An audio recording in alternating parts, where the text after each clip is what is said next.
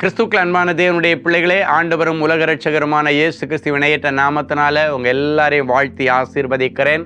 இந்த பிப்ரவரி மாதம் 13ஆம் தேதி மங்கள வார்த்தை நிகழ்ச்சி மூலமாக உங்களை நேரடியாக உங்கள் வீடுகளில் பார்க்குறது எனக்கு ரொம்ப சந்தோஷம். கர்த்தர் உங்களை ஆசீர்வதிப்பாராக.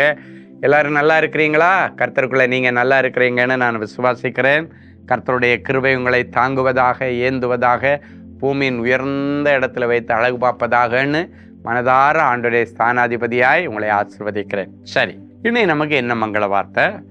யோவான் எழுதின சுவிசேஷம் 11ஆம் அதிகாரம் 40வது வசனம் இப்படியாய் சொல்லுகிறது: நீ விசுவாசித்தால் தேவனுடைய மகிமையை காண்பாய். செத்துப்போன ஆசீர்வாதங்கள் கூட நீ விசுவாசித்தால் உயிர்ப்பிக்கப்படும். செத்துப்போன சரீரத்தின் உறுப்புகள் எல்லாம் நீ விசுவாசித்தால் தேவனுடைய நாமம் மகிமைப்படும்படி அற்புதங்கள் நடக்கும். 2000 வருஷங்களுக்கு முன்பாக நன்மை செய்கிறவராய் சுற்றி தெரிந்த ஆண்டவர் போகிற இடத்துல எல்லாருக்கும் நன்மை செய்தார்.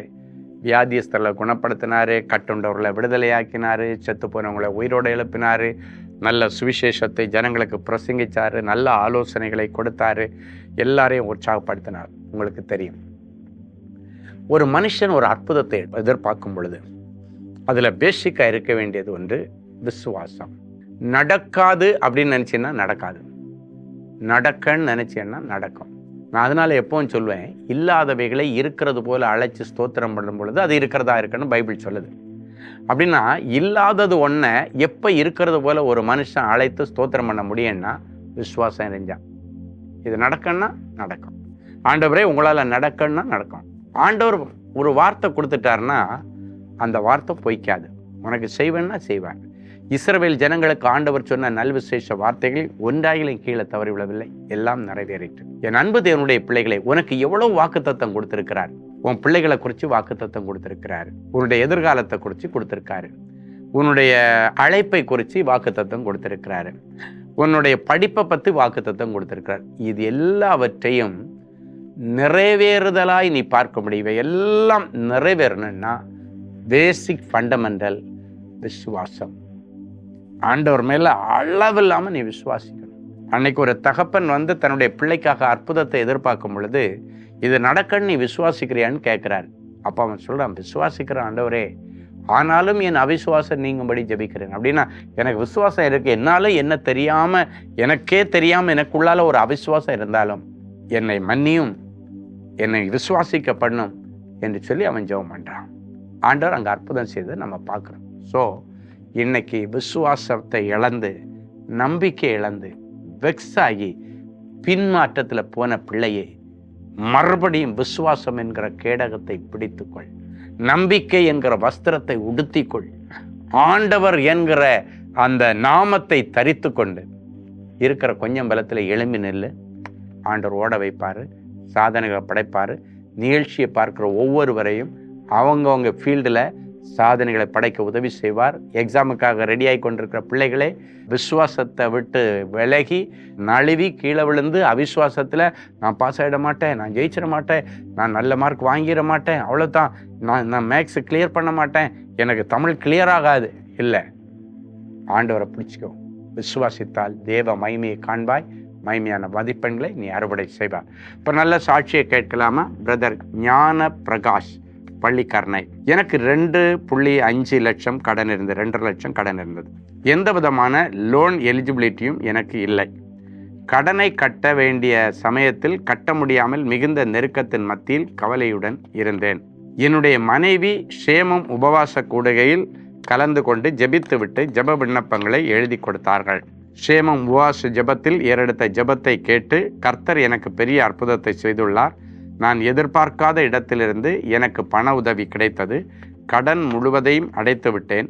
மேலும் எனக்கு டயபெட்டிஸ் வியாதி இருந்ததால் குழந்தை செல்வம் கிடைக்காது என்று நினைத்து மிகுந்த கவலையுடன் இருந்தேன். அப்படின்னா அவிசுவாசத்தில் இருந்திருக்கார். எனக்கு டயபெட்டிக் வியாதி இருக்கு, அதனால் எனக்கு குழந்தை பாக்கியம் கிடைக்காதுன்னு கவலையோடு இருந்தேன்.